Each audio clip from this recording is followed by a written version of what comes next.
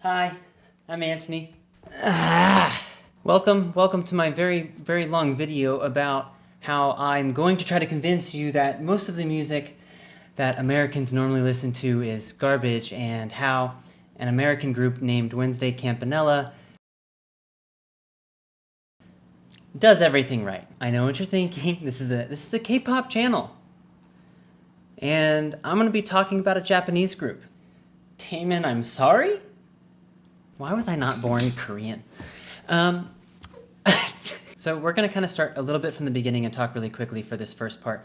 I don't love American pop culture. I'm not somebody that parties. I'm not a member of the hookup culture. I don't drink. I don't smoke. I don't do drugs. And just with that in mind, most of American pop culture doesn't relate to me, which is fine. But I think we need to kind of ask ourselves in our life, like, what material are we ingesting that resonates with us, and what doesn't? And if it doesn't resonate with us, why? Generally speaking, I would say it's values congruence in this scenario. And I'm not necessarily saying that you need to be able to relate personally to all of the music and media that you intake, but just imagine a Hindu person trying to listen to Catholic hymns. It just doesn't make any sense. It's not gonna do anything for them, although they might convert. Secondly, I don't think I'm really in love with the style of American voices. I think Drake is a great example. To me, he sounds whiny.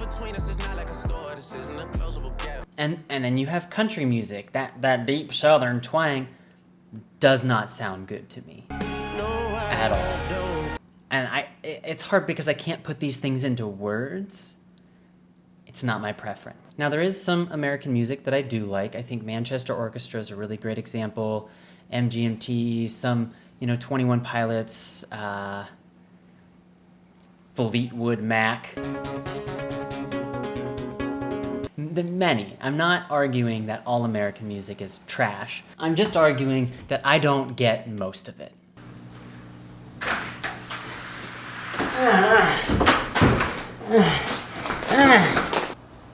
Think about the sounds of American pop and hip-hop music today.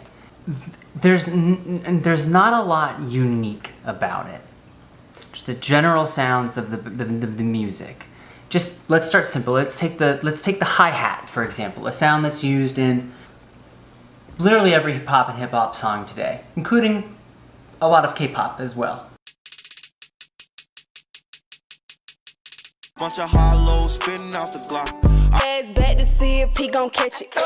All you really want is love, baby. All you really want is love. Do anything in my power to Rags to riches, rags to riches. So you have that one hi-hat that's just present in everything. And it's terrible. It's lazy producing. The producers have to wake up in the morning and say, I want to make something so simple that nobody will notice because it'll blend in with all the other shit you listen to. And then there is the basic structure to songs. These are Japanese and Korean style noodles and... Okay, the structure of most music. Here's your verse, and then you have a chorus, and then you have a verse, and then you have a chorus, and then there's a rap break, or techno break or something, and then you have another chorus.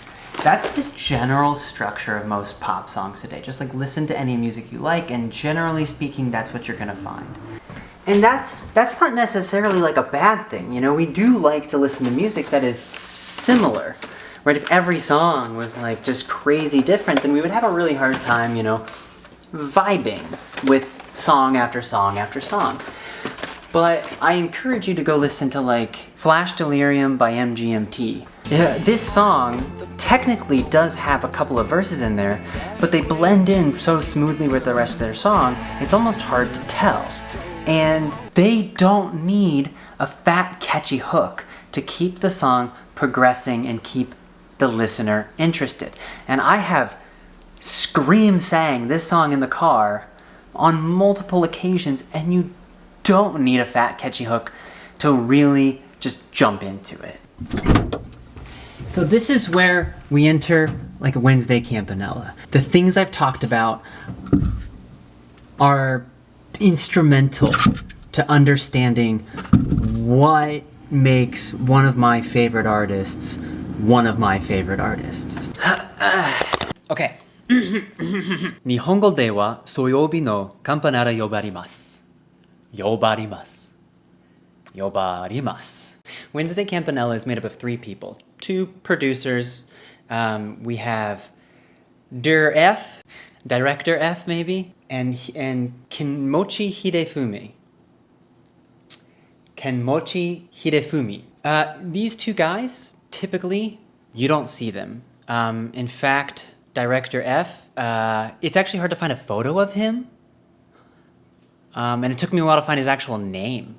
That's kind of cool, being all secretive and whatnot. But I do know that Hidefumi, he has a background in just making music. I know he's got his own YouTube channel, lots of jazzy stuff, experimental stuff. It's really hard for me to describe how incredible these 2 are because they're not performing on stage, but very much so, they deserve a lot of credit that I won't be able to give them in this video because I don't know almost anything about them.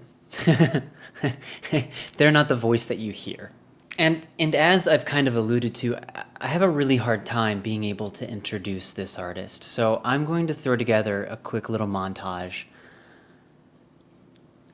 and just take you on the ride. 越美咲さんじゃないの？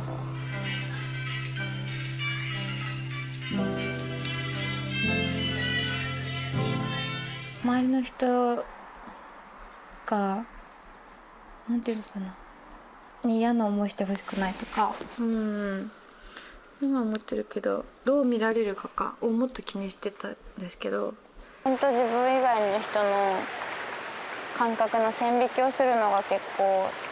これは自分はすごい好きなものができたから、あとはどうぞ皆さんご自由にっていう感じにできるのが、音楽家として基本だと思うんですけど。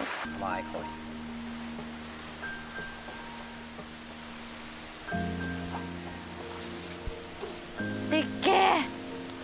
いやー！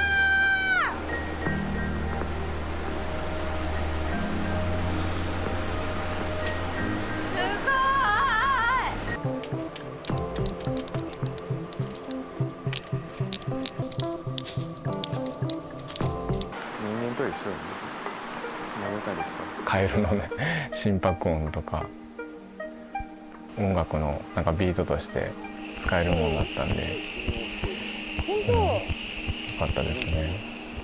ああ、本当だ。タップタップ。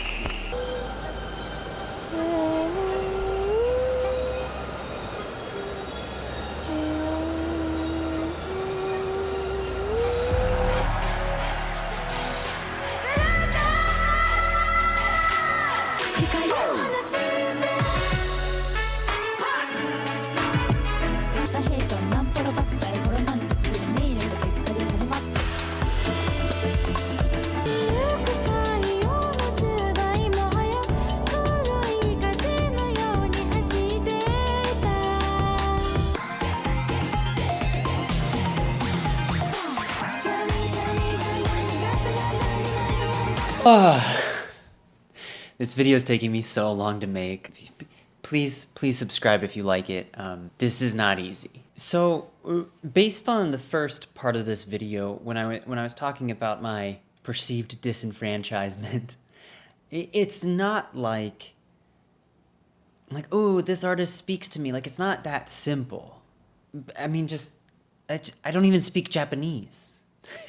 Which could be part of it, but she doesn't sing about the same stuff that other people do, and they don't certainly use the same instruments that other people do.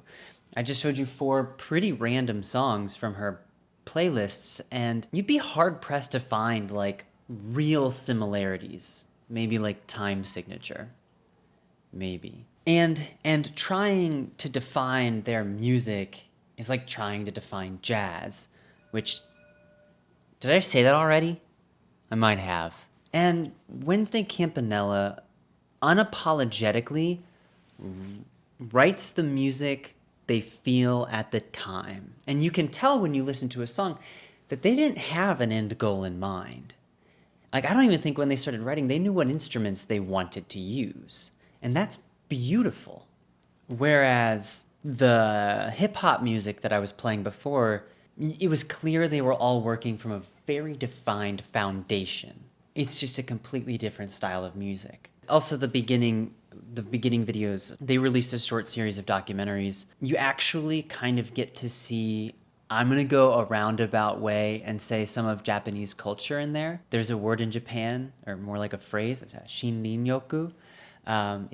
It's basically like bathing in the green light of the trees makes you healthier and happier. What the purpose of the saying is that being in nature can improve our physical health. And I honestly believe that they're taking that concept and then turning it into music. That's awesome. That's beautiful. That might not be what they're doing, but that's the way I'm interpreting it. Which is fine, it's fine. The first part in trying to break down some of their music is I want to illustrate the fact that they don't stay with one style through any song for the most part, right? You're gonna hear a little bit of the hip-hop hi-hats in some of their songs, in parts of their song, not the whole song. You're gonna hear jazz, you're gonna hear disco, you're gonna hear... She raps. I don't know what considered like rap than like fast talking or like fast singing. I don't know if there's like a defined difference. You're gonna hear trance, you're gonna hear techno, house, EDM, like chill step, all the variations of that. You're gonna hear ancient Japanese style sounds. You're gonna hear sounds from like old-timey movies. But the thing here is that I have heard songs get absolutely ruined by trying to add sounds that don't go together. And maybe like the chorus is like harshly different than the opening verses. And I'm gonna pick on a K-pop song real quick, a song by 4 Minute. Disclaimer, love 4 Minute, just that's fine. And their opening of their song Hate is just so beautiful. Just listen to parts of it. You get this like yearning from it. You obviously know that there's tension, right? But you don't need anything else. Like, you know there's pain in this song. It's a beautiful opening. And then you get this chorus.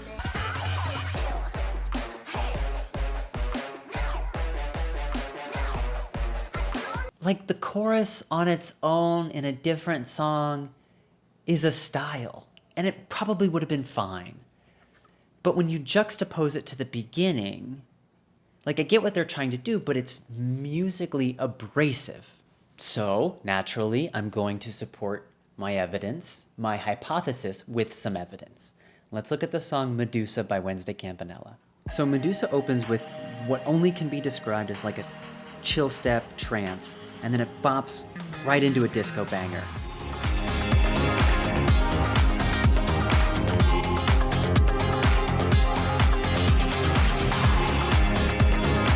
Chorus 1 starts kind of with a focus on vocals, which is like a toned down funk background. Then the first instrumental chorus is an EDM disco funk house masterpiece. Listen to Everything Now by Arcade Fire if you're into like the new age disco movement. It's not a thing. And then her second verse is mellowed down again with like a light trap hi-hat.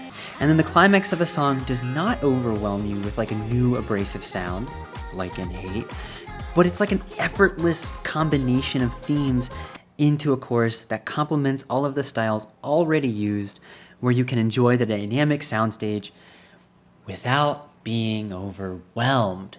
Like magic.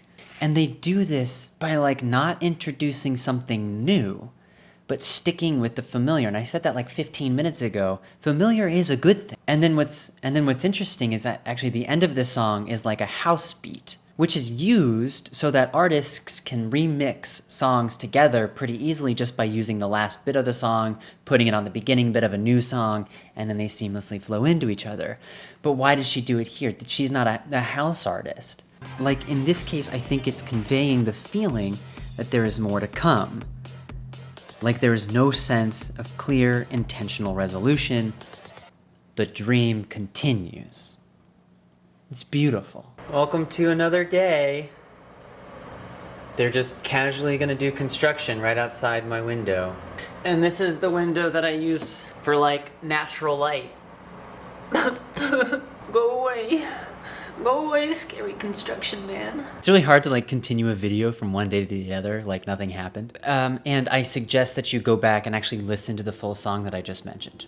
I suggest you listen to every song she's ever made, actually. And then I want you to kind of like think about that song, think about the feeling, and then understand that it doesn't come close to actually summarizing her music. And typically speaking, an artist's style will gradually change over time. Think like Taylor Swift, right? She used to be the girl with the guitar, and now she's more poppy. Think Coldplay, right? Piano, drums, stuff like that. And then he moved into like weird techno universe.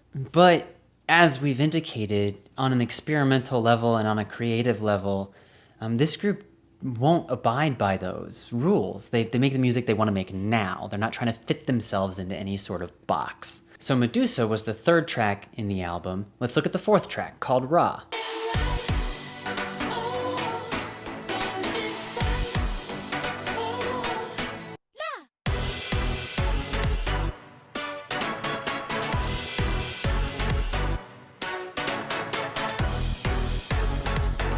Okay, then let's go to the second song in the album called Chohaki.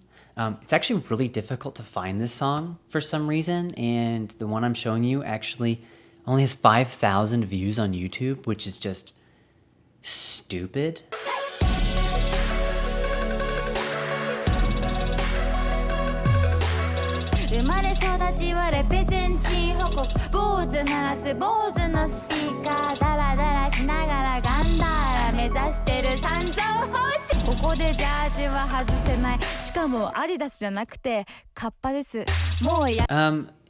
But the cool part about that song is it's much more simple, and that's okay, right? Every song doesn't need 5 different styles. So I'm here for it. And then the first song on the album, called Sakushain. That's a tough one. This song, I can maybe only describe it as like an ode to Hokkaido. And in general, this is a pretty simple track.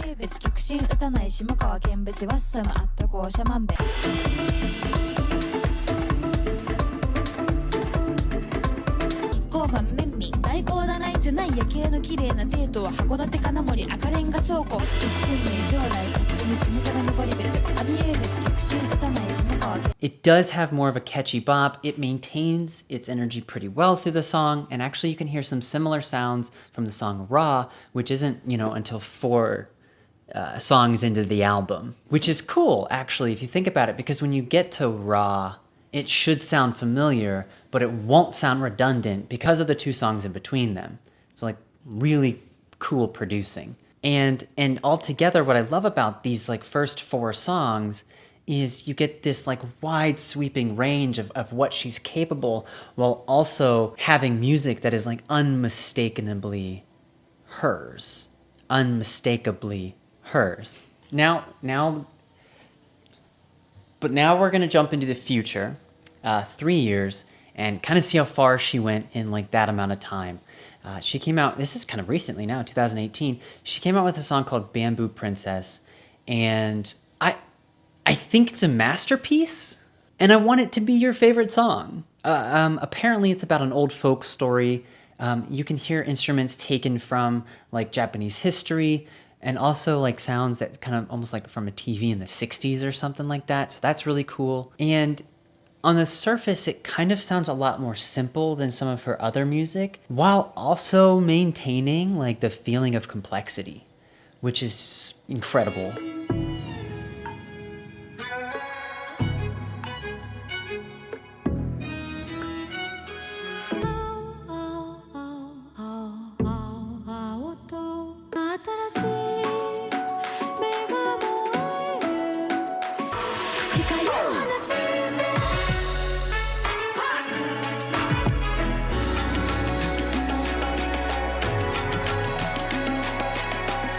And then her song Picasso, you can see her performing it live, and she's just frolicking around in the crowd, which is so cool. There was an article written that just says like she doesn't mind getting up in the face of her fans and rapping with them, which is just... And then there's the song Melos, which I certainly don't understand it. I don't really like the intro. Musically, it's fine. It's not my preference. But the rest of the song is just fantastic.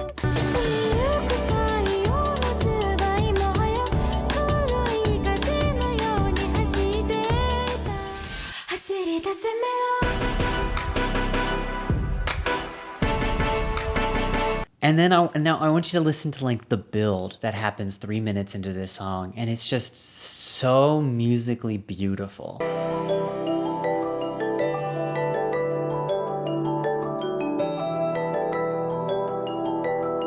And it's so weird to say that like I would recommend this song to so many people, even though I don't love the intro and the outro. Like normally that would destroy the song for me. Like I don't recommend the song Hate by 4 Minute because the chorus is just so terrible. But I would recommend this. It's not terrible at all. It's just I don't like it. Yeah. Then there's the 3 Music Apes song, which is definitely experimental. All for it. Try something new. Push the boundaries. And move into the album. And although like I'm not in love with every song here, I appreciate that they're not confining themselves to a box, which so many other groups do. You know, they say, I want to make music in this genre, and then immediately limit their expressive creativity. Okay, that's actually the end of my script, but I have a couple more things to say as like I've been thinking about this. I talked a lot earlier about American pop music and kind of the fact that I just hate their lyrics. And for the longest time, I didn't know at all what she was talking about in her songs. But like I could tell, you know, she wasn't talking about going to a party and raising the roof and let's live tonight like it's last night, light up the sky like fireflies. Like none of that basic crap. But she talks about history. She talks about experience. She sings in poetry, which makes the translations just miserable to try to actually extract any meaning out of. And I told you about Folklore before, like this entire song with this great music video, Momotaro, I think it's called, is about like an old story, and it's catchy. And actually I sent this song to my brother and he said that it was his favorite Asian song that I sent to him, which is like super great because I sent him some bangers. And all of this has kind of got me thinking, like you should really be striving to surround yourself in things that are intrinsically valuable to you. And I'm gonna make the argument that most movies, most TV shows, most music, probably a lot of literature, doesn't make you a better person. And it's not like she's teaching us any life lessons, but she's instilling creativity, passion, jelly vibes, and honestly showing us that there's a better way. That's a lot. Like that's deep. Like I wouldn't have put this much time into this video if I didn't think it was worth it. Everybody, I woke up an hour before my alarm, so it already wasn't a good day. And then I come over to my pile of mandarin oranges that I bought last week. And you see lots of nice looking oranges. So... and it touched all the other ones. So I actually had to teach today before I start recording. This is what I wear to work, because my job is better than yours. But if I am lucky, my student doesn't show up. It's not because I don't like him, it's just not teaching is easier than teaching, you know what I mean? Hey, can you hear me okay? All right, happy Tuesday. Why happy? I'm saying be happy this Tuesday. Kind of like Merry Christmas, Maybe. I'm done. So, as an English teacher, I love my students, but I am just exhausted after I teach. And it's really, really sad because then I want to create cool videos. I just can't. And with all the things that I was just apparently talking about, she doesn't make content that is supposed to be relatable to the masses, right? That's why there's no fat, catchy hook. One of the first quotes that she had in the video was that, you know, she wants to make art that she believes in, and then the people can enjoy it in whatever way that they want to. And nothing, absolutely nothing shows this as well as watching her perform in like most of her music videos. She's like an improvised genius.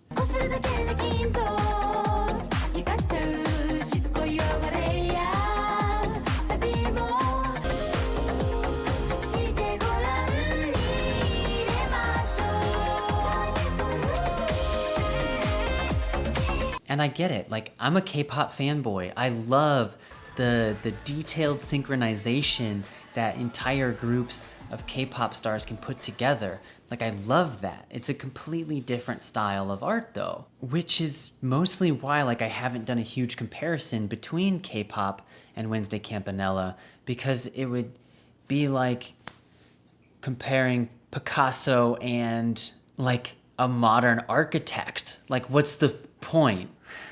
It's terrible. Terrible explanation of what I'm trying to get across. Why compare the athletic ability of a soccer player to a tennis player?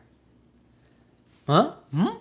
Makes more sense. Yeah, and I also understand that like this entire video was actually like comparing this Japanese artist to American pop culture. But that doesn't like discount all my arguments.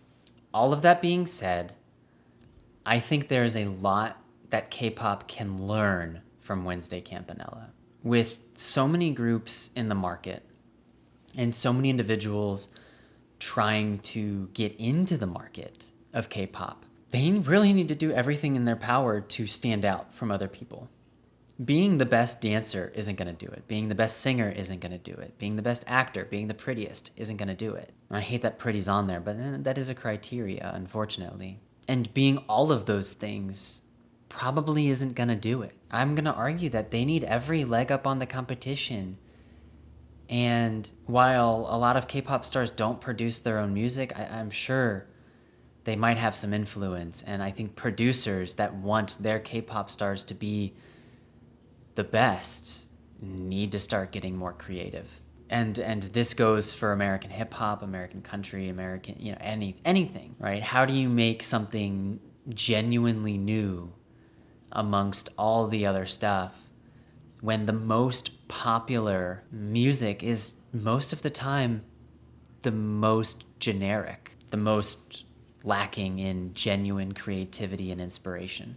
So now we enter my wrap up. I don't need to summarize anything, I've done that enough, but I'm genuinely curious, who are your favorite groups and what make them your favorite groups? You know, as a K-pop channel, like I'm very aware that like Blackpink and BTS and Twice, I know them. I know them well, and I have my reasons for them, but I don't know if a lot of people really interrogate enough the parts of their lives that make them who they are. And I honestly think we need reasons behind what we love. Like, why do you like that specific type of food? Why do you like that type of person? Right? I deeply interrogate the different parts of your life to really understand who you are better. And I think that's important. I mean, it's only going to help lead you towards self-improvement and a brighter future. Quote me on that one. And then, of course, please let me know what your favorite Wednesday Campanella song is after all of this. That is what I really want to know. I love you all. And which song is about to play for the outro? I don't actually know that information right now, but it's gonna be a banger! 別に上位式など通じない常にトンチのセンスが桁違いいつもはトゥグとしてきとか得意お寺のベートで幅一級屏風の鳥はお経で召喚音の